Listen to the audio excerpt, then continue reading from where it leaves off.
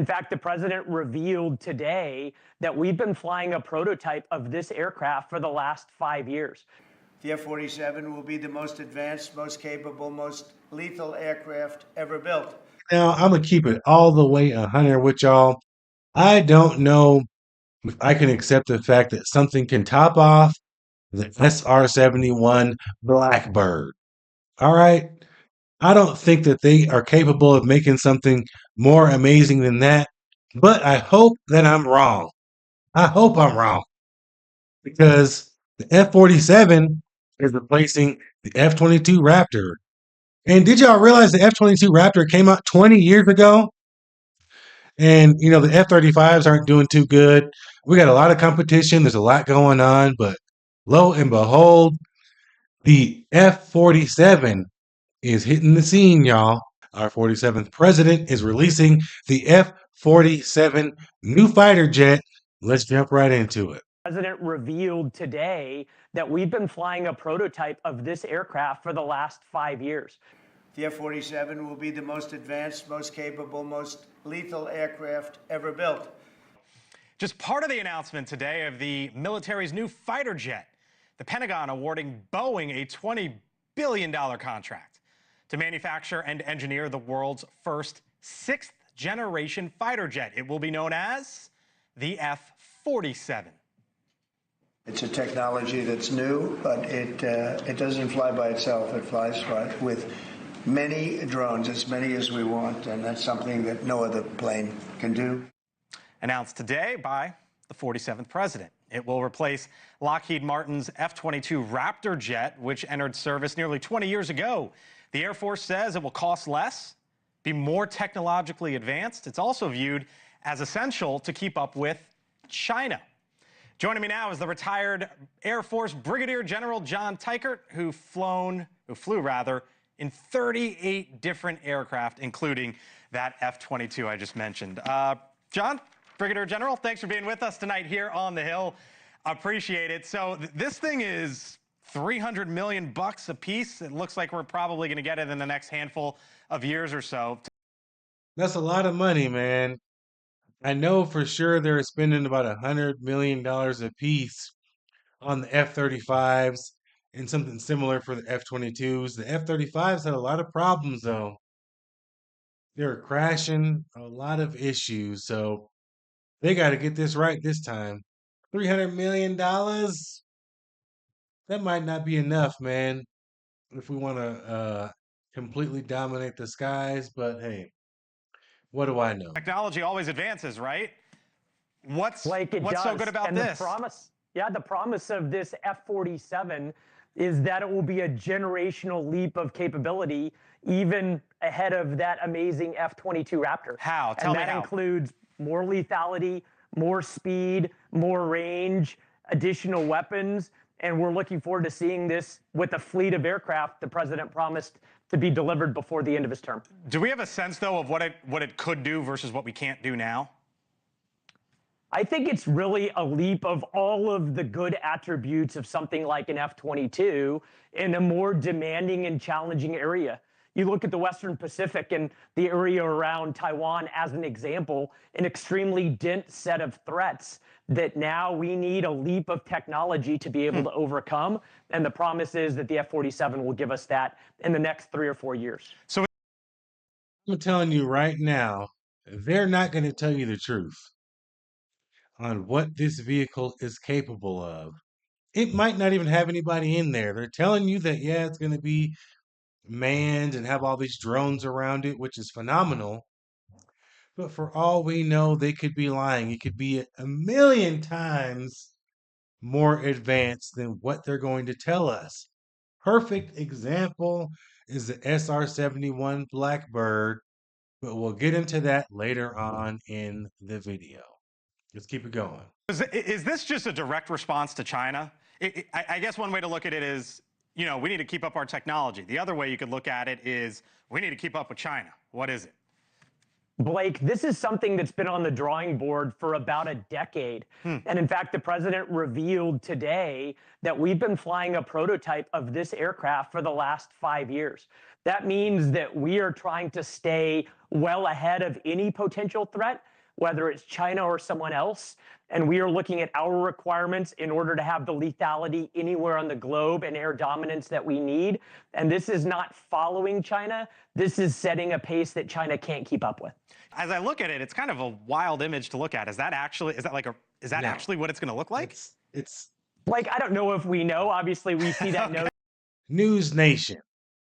You know they what the hell that thing looks like. They're not going to tell us. I'm sorry to keep stopping it, but man. Yeah, we'll see out what of the happens, hangar. right? We're not sure. And the thing that the president promised about this aircraft is that it would be the F-47, which would be a manned part of this platform, but it would then be incorporated into a family of systems of CCAs, or collaborative combat aircraft, which are autonomous drones that would be its wingmen, that would add to the lethality of the single man platform that you may or may not see peeking out of a hangar there in those pictures. So you bring up how it's manned, meaning that there's going to be a pilot or pilots in it. Elon Musk, and let's show the post real quick. Elon Musk has been saying recently, you know what? In this age of drones, crewed fighter jets, he says, are an inefficient way to extend the range of missiles or drop bombs. A reusable drone can do so without all the overhead of a human pilot. And then he went on to say, meanwhile, some idiots are still building manned fighter jets like the F-35. I heard Pete Hegseth say today, Brigadier General, that this is a gift for our kids, a gift for our grandkids. Who's right here, Hegseth or Musk? Blake, I They're both right. appreciate that Elon. They are both right. So the difference is it takes a man to, or a woman, whatever you want to say, right? It takes a human to get into them dog fights.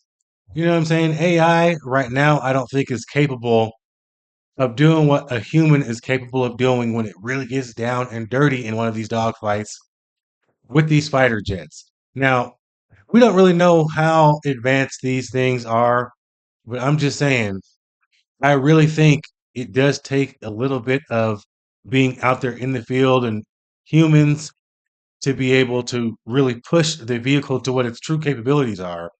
And, in the past, that's what it has taken. It takes a man to get in there and push the vehicle to its maximum potential. You know what I mean? Otherwise, what is the point, right? Obviously, they can use missiles to hit targets and all these different things, but when it comes to a dogfight, that's going to be people. You know what I mean? And they're still using fighter jets in all sorts of different scenarios. And I do believe that fighter jets are scenario based, just like everything else in the military. It depends on what they're trying to use it for, whatever the mission is. That's when they'll pull it out. If they can use a missile to get a target, they're going to use a missile. You know what I mean? If they need a submarine, they're going to use a submarine. But sometimes you need a human being to fly the fighter jet and get the job done because AI is just not there yet and it's just not going to cut it right now. I'm not saying in the future, but at this moment, I think nobody has that dog in them like a human. Musk is pitching into our national defense here. But the combination of the manned aircraft that is like the quarterback of the team that incorporates these unmanned aircraft gets the best of both worlds. So you say we need both now, is basically right. Is basically what you're saying. Hegseth absolutely is right here as we balance the benefits of manned and unmanned in this teaming that is centered around an F-47. But we're here for a reason today that is very exciting, and I'm thrilled to announce that at my direction, the United States Air Force is moving forward with the world's first sixth-generation fighter jet. Number sixth generation.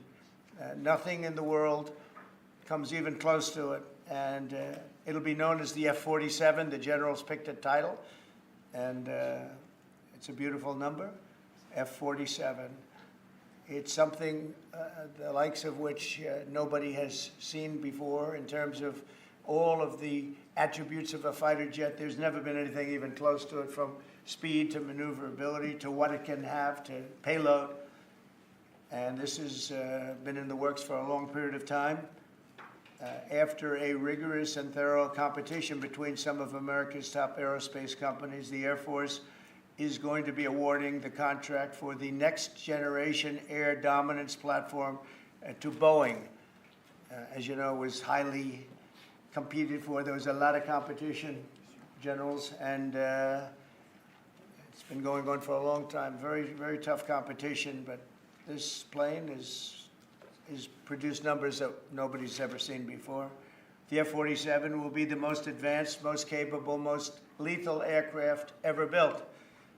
An experimental version of the plane has secretly been flying for almost 5 years, and we're confident that it massively overpowers the capabilities of any other nation. There's no other nation. We know every other plane. I've seen every one of them, and it's not even close. This is a next level.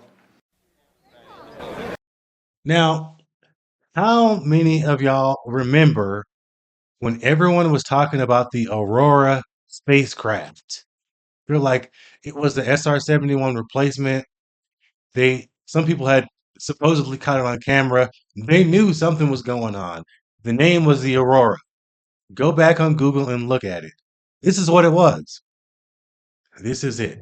They've been using this and testing this craft for 5 years. And now they're revealing it to the public, which brings me to my next point, the SR-71 Blackbird. This thing was retired before anyone knew about it.